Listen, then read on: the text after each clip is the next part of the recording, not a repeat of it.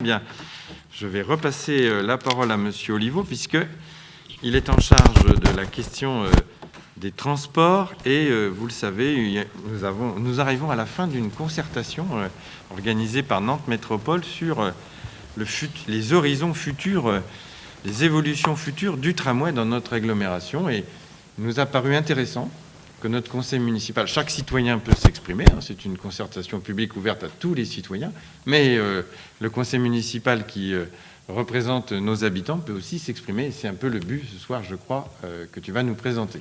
Oui, tout à fait, merci Jacques. Donc là, moi j'interviens dans le cadre d'une concertation préalable, c'est-à-dire qu'on est encore sur un mode de réflexion, d'étude des divers scénarios possibles.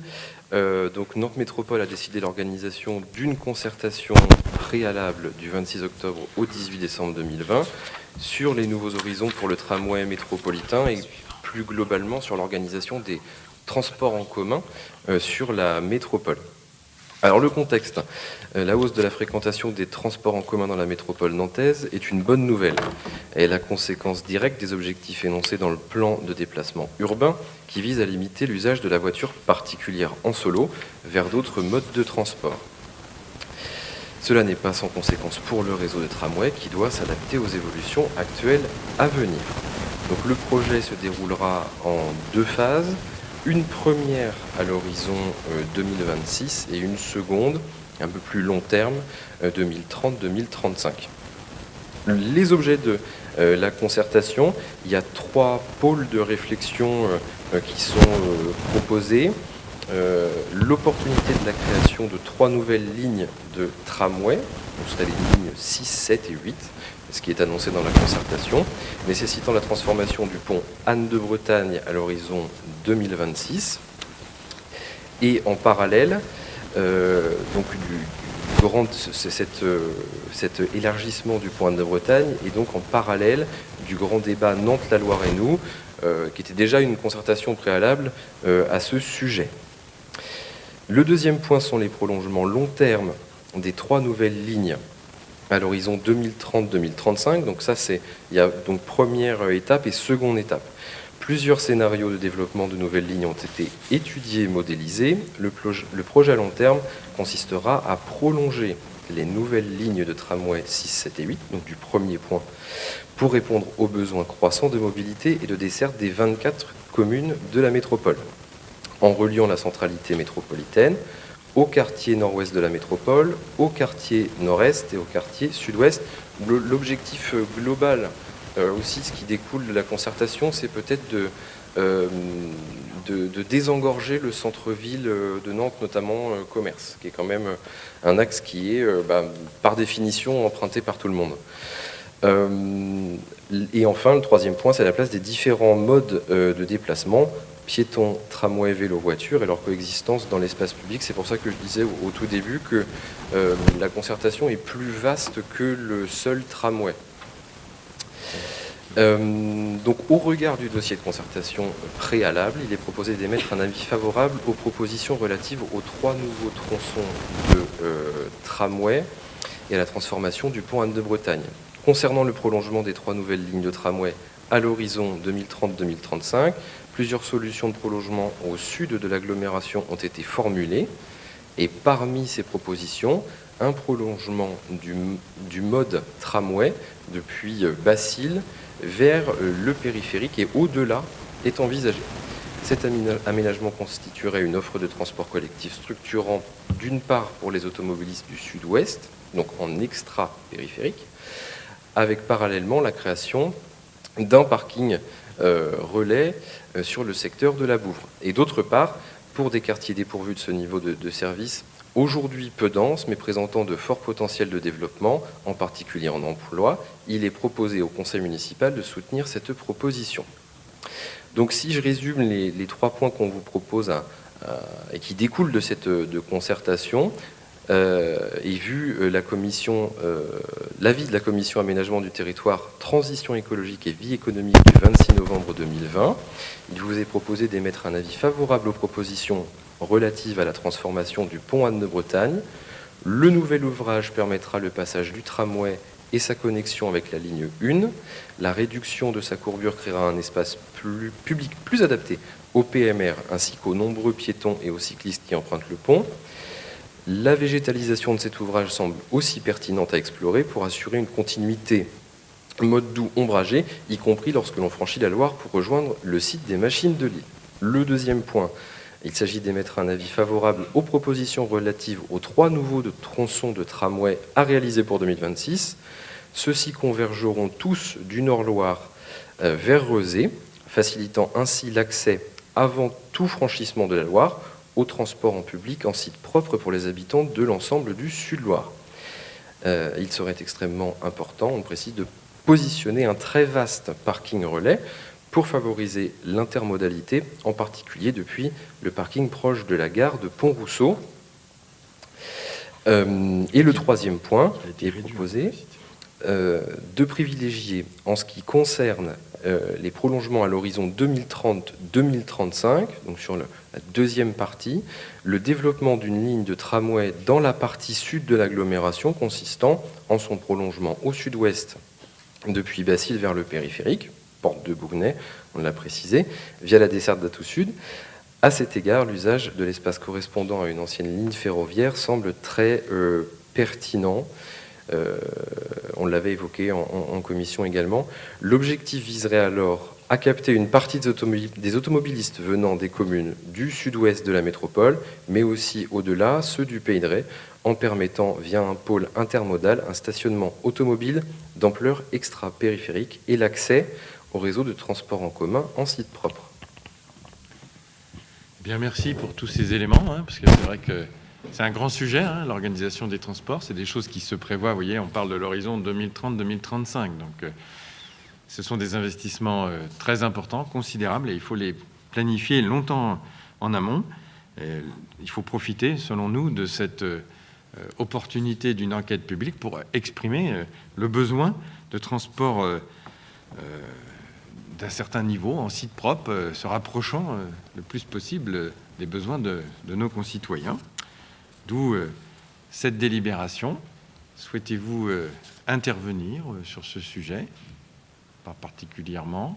Bien, écoutez, je mets aux voix. Qui s'abstient? Qui vote pour?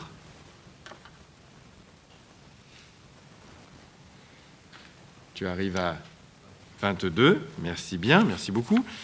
Alors, des transports en commun, eh bien, on va revenir quand même vers l'automobile, qui est quand même d'un grand usage, pour parler de la ville apaisée. Donc, je passe la parole à Elisabeth Le Gourguerec pour un point d'information, parce que ce point ne fait pas l'objet d'une délibération, d'un vote formel, mais vu l'ampleur du sujet, ça nous paraissait important quand même d'en reparler, même si on en a déjà parlé en commission.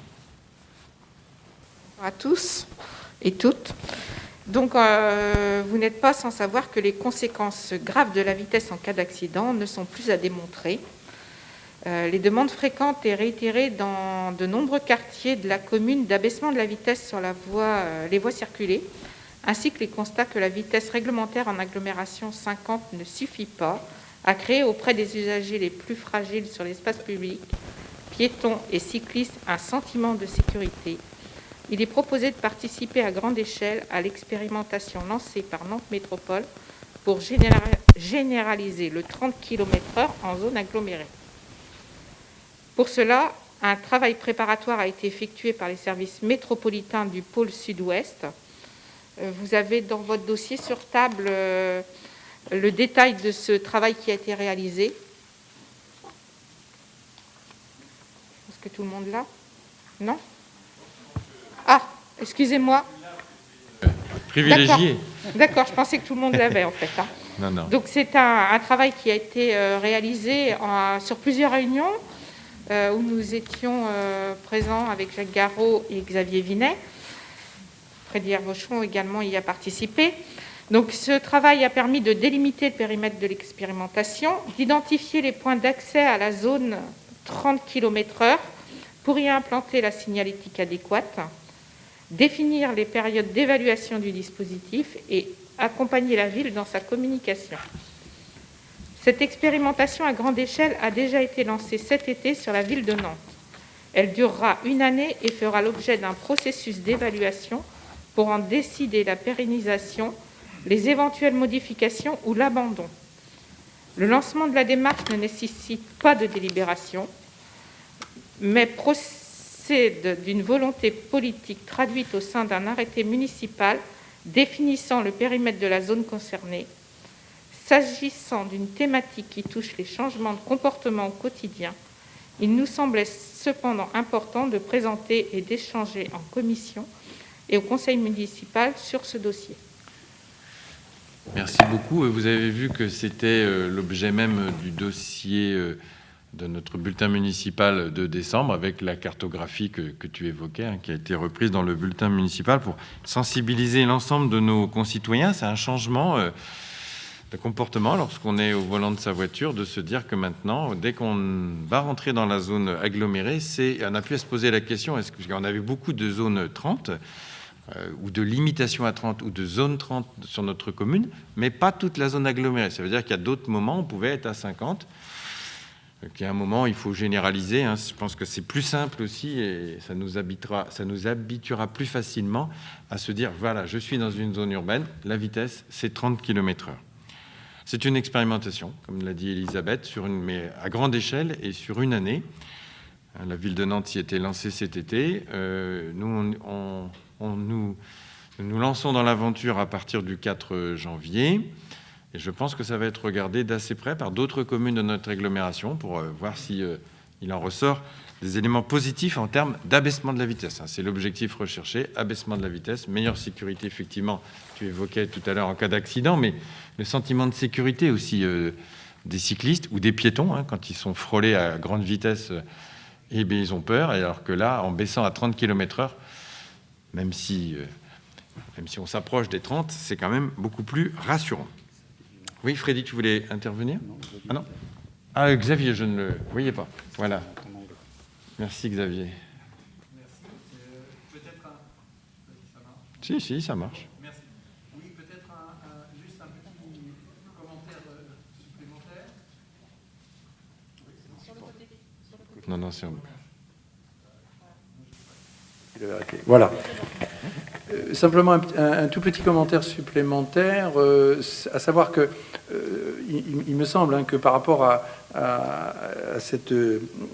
l'accent qui a été mis sur la sécurité, c'est évidemment l'accent essentiel, c'est-à-dire faire en sorte de sécuriser la circulation dans l'agglomération. Je pense que ça, tout le monde en conviendra, et le fait de cette expérimentation à grande échelle va nous permettre en effet de tester au fond et d'abaisser progressivement, en tout cas c'est l'objectif, la vitesse des automobilistes. Mais je crois que parallèlement, il sera intéressant aussi d'encourager des modes alternatifs, et évidemment les piétons et les cyclistes. Je pense notamment à tout le secteur le secteur des écoles, collèges, lycées, équipements sportifs, où là on a effectivement tout un tas de secteurs qui sont, et je pense que les Bosséens attendent, hein, et on fait part de cette attente sur une meilleure sécurisation peut-être de tout ce secteur. Donc d'une part en abaissant, je crois que le passage à 30 km/h fait qu'on va vers une meilleure sécurité, et peut-être que parallèlement il faudra encourager au niveau des citoyens, au niveau des familles, des parents, pour que effectivement l'ensemble, et notamment les jeunes et les enfants, puissent en sécurité utiliser notamment d'autres modes de transport comme le vélo. Tout à fait, complètement en phase avec ton intervention, et ça fait écho au travail que nous commençons à faire avec Nantes Métropole dans le cadre de la construction de notre future école. Ça paraît loin, mais c'est dans maintenant moins de 3 ans. Et donc, nous avons sollicité Nantes Métropole pour pouvoir faire en sorte que dans ce quartier des Ormeaux, où il y a déjà un certain nombre d'aménagements cyclables, on puisse garantir que ces aménagements cyclables, ils arrivent tous jusqu'à la porte de l'école. Il faut qu'il y ait une continuité, il ne faut pas qu'il y ait de discontinuité. Donc c'est un travail qu'on va regarder de très très près, au moins pour cette nouvelle école. Et puis sur les 2 autres écoles, il y a du travail à faire, effectivement, encore. Il n'y a pas de... mais il y a peut-être d'autres interventions. Il n'y a pas de mise... Oui.